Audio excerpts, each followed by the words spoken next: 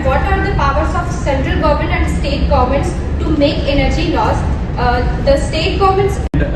When the government wanted to execute it, they invited all the private sectors, all the stakeholders to come up with a plan to execute.